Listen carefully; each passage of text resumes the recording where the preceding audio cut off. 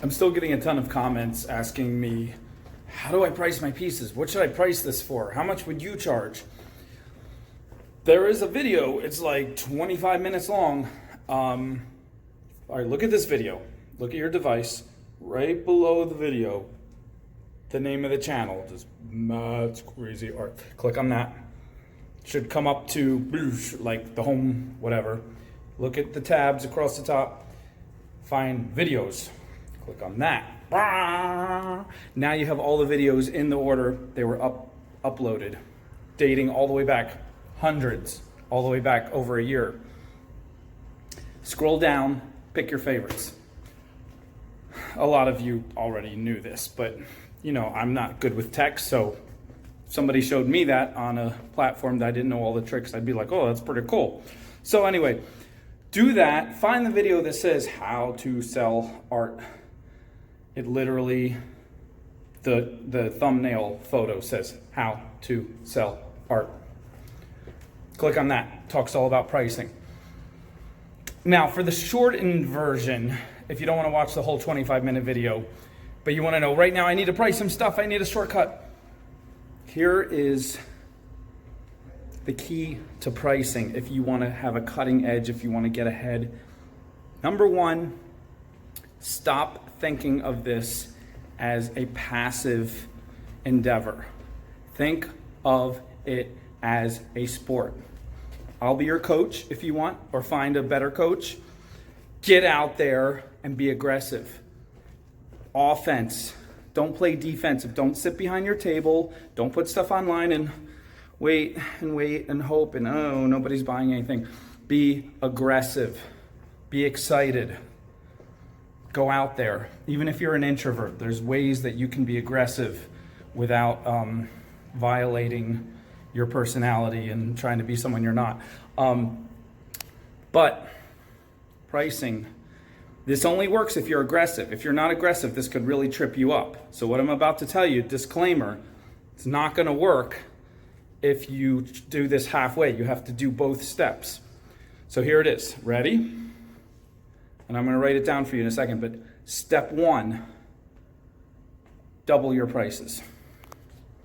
Pick the price you're comfortable with.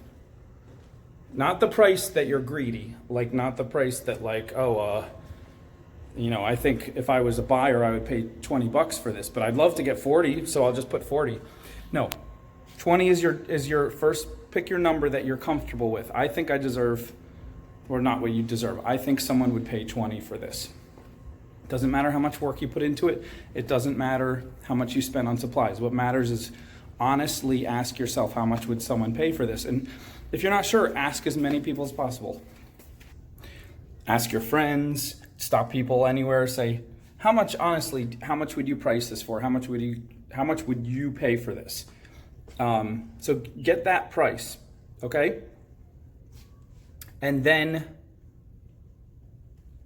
bump it up about a third, 2/3, or if you want to be really brave, double it. Double that price. Say a reasonable price for your piece is $20. Make it 40. Why? Am I telling you to drive all the customers away? No, I'm telling you to do what every retailer on earth does, and they actually found out, so that you're not, what I'm about to tell you is not, you're not tricking people, you're actually playing the game that customers want you to play. Because JCPenney tried not doing this because they thought it would be more like, straightforward. So they got rid of all their coupons and all their deals, and they just lowered their prices, and they had everything at a lower price, no coupons, no deals, straightforward. People hated it. People stopped shopping there. They lost a ton of revenue. They could only do this, from what I heard, for about 1 or 2 quarters. And then they had to go back to bumping up all their prices really high and then giving a ton of discounts and a ton of coupons and a ton of sales. People love to play that game. They love to play the coupon game. They love to play the sales game. And even if they know that it's rigged, that they're playing this game, they don't care. You can tell them 10 different times. I'll give you another example. Payless shoe stores. It's a discount shoe store in the US. They wanted to play a trick on people. They're very, very low price shoes. That's what they're known for. So they rented out this little place in the mall, And they took their shoes, really, really cheap shoes, put them in really fancy boxes. They changed their name to an Italian sounding or like luxury brand. Instead of Payless, they called themselves Palessi. And they decorated the whole store. They got very attractive salespeople in suits and ties and very nice dresses. And for one day, they got a camera crew, like a secret camera crew, and it was a whole social experiment. They had the grand opening with the ropes and the curtains. And in this mall, they had the grand opening of Palessi shoes, like super luxury high-end shoes. And they invited a lot of like influential people and a lot of wealthy people. And they priced these $17 shoes for $700, $900, $1,200. And then they got a bunch of people on camera, and all these people were saying, oh, this is a luxury. This is a beautiful shoe. You can tell how well made it is. You can tell, oh, it's just beautiful. I love it. And a lot of people bought them. A lot of people opened up, they didn't even expect this. A lot of people opened up their wallets and their purses, and they spent thousands of dollars on these discount shoes because it had the aura of luxury. And at the end of the day, so that they wouldn't get in, what kind of trouble could they get in? But just to be safe, they told everyone it was a joke, and they gave everyone their money back, and they said, you can keep these shoes. Now that you know they're $17 shoes, they surprised them. They were cracking up. Nobody was mad. Everyone thought it was hilarious. At least they didn't show anybody being mad. And so, what do you think these people are going to do now? These rich people who are used to spending $1,800 for shoes. Do you think now they're going to go to the discount stores and the thrift stores and buy $12 and $17 shoes? No, they're going to go back to their luxury brands because that's the game they like to play. That's their choice.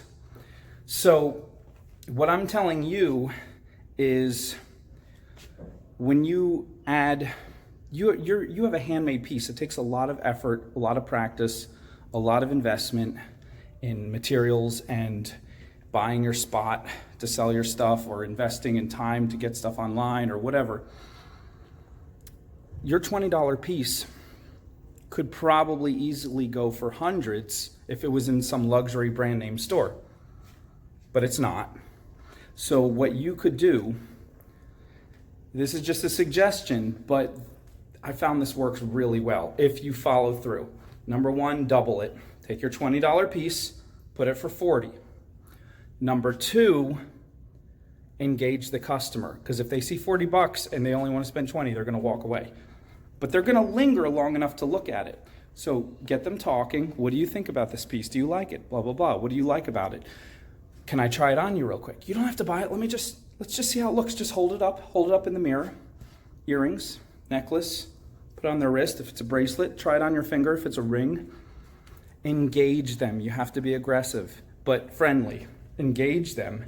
And then when they get to the point where they say, I can't afford this, or I'm not interested in spending this much today, to try to be polite, because really they're thinking 40, like maybe I'd pay 25. Then you hit them with your discount and you say, you know what? It's been a slow hour. I'll do half price on this. It looks too good on you. I can't let you walk away.